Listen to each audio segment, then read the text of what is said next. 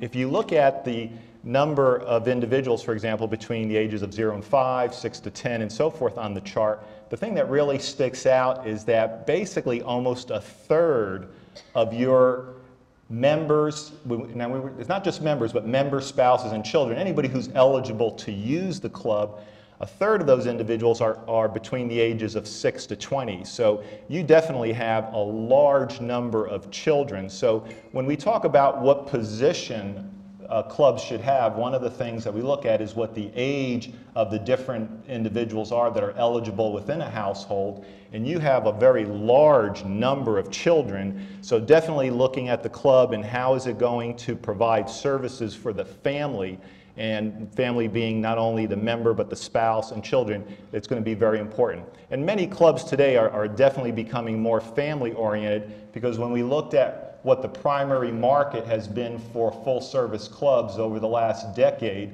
where the average age for somebody to typically join a club has been in their mid-40s, that has been the baby boomer.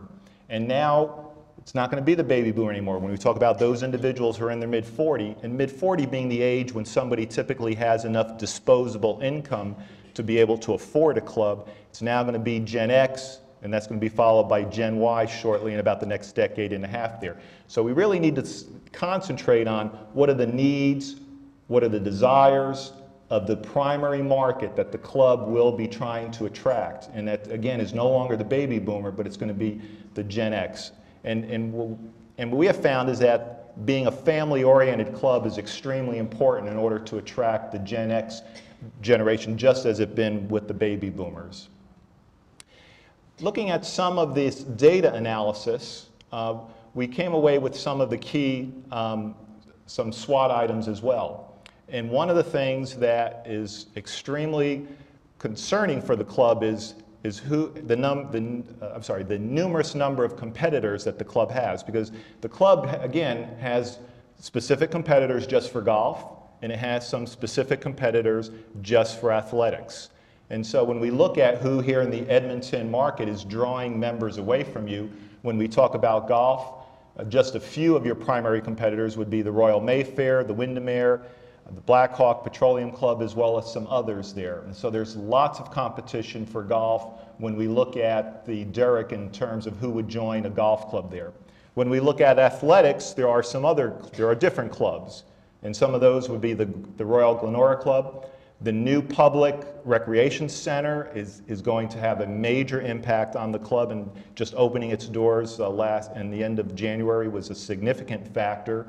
And so the club really needs to say, what are we going to do to try to distinguish our club from these competitors in order to attract additional markets? Because remember, the wait list now, especially for athletics, is down to 0. So we really need to take a look at these competitors and say, how is the club going to position itself and be able to handle the competition and what they're trying to do in terms of attracting and taking away market share from the Derrick there.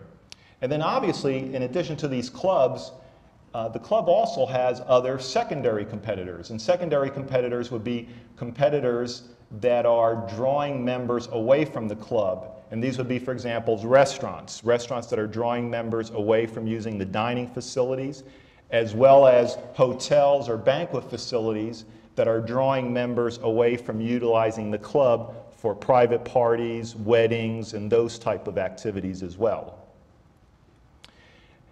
Also, within the strategic plan, some additional analysis we did was to look at what we consider to be key trends within the private club industry. And some of those key trends is, first of all, family-oriented clubs and casual dining has been a major trend with many clubs.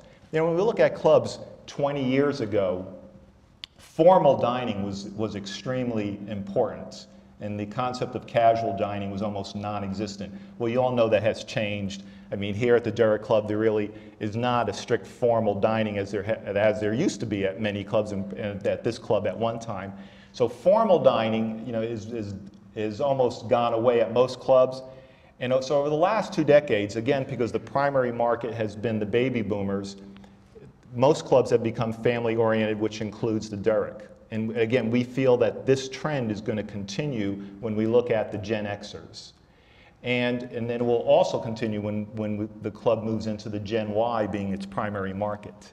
And again, these markets demand of a club having a variety of activities, things such as fitness, aquatics, rackets, sports and gymnasium are things that this primary market is going to demand. In fact, here's just an interesting story is fitness centers have been the #1 new facilities that private clubs have added over the last 10 years. And we're not talking about just, when we talk about the industry, we have golf clubs, we have country clubs, we have athletic clubs, we have dining clubs, and there's even things called yacht clubs. When we look at golf clubs are adding a tremendous amount of fitness centers, maybe not as large as true athletic clubs or that have athletic facilities like the Derrick, but they are still adding a fitness center because they realize how important that has been towards the market, the baby boomers, as well as what it's going to be in terms of the Gen Xers. But clubs that want to attract need to offer a variety of activities. And informal and casual dining will continue to be the most important type of dining at clubs. We'll also find out that that's the #1 type of dining that you, the members here at the Derrick Club, indicated on the survey. But although I don't want to jump ahead to the survey results just quite yet. Fitness and athletic, again, trend has been the most important activity at multi-sports clubs. I think I kind of jumped ahead of myself with this slide in terms of reporting that results. And also revenues attributed to fitness and athletics in multi-sports clubs were significantly higher than revenue streams from other departments.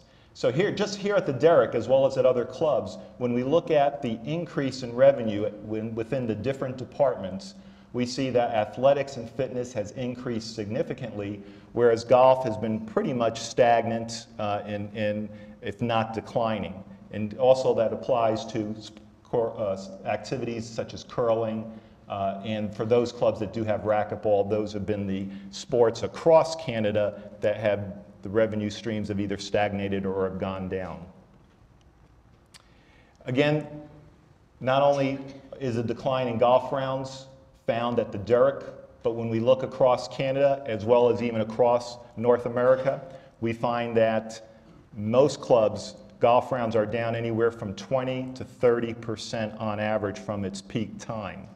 So what are clubs doing about that? Some clubs, have made changes to their membership categories, where at one time only the full golfing membership category had privileges at their golf course or privileges during peak times, for example. Clubs have found that maybe they can have non-peak golf memberships or different types of categories because there is excess capacity on the golf course. Some clubs have added the additional number of members, feeling that, again, that there is the ability to absorb more golfing members. So most clubs, because of that excess capacity on the golf course, have either expanded privileges on the golf course or have added additional golfing membership categories to their list of members that they typically would have held a particular cap. The cap has been raised. Another key trend has been the growth of racket sports.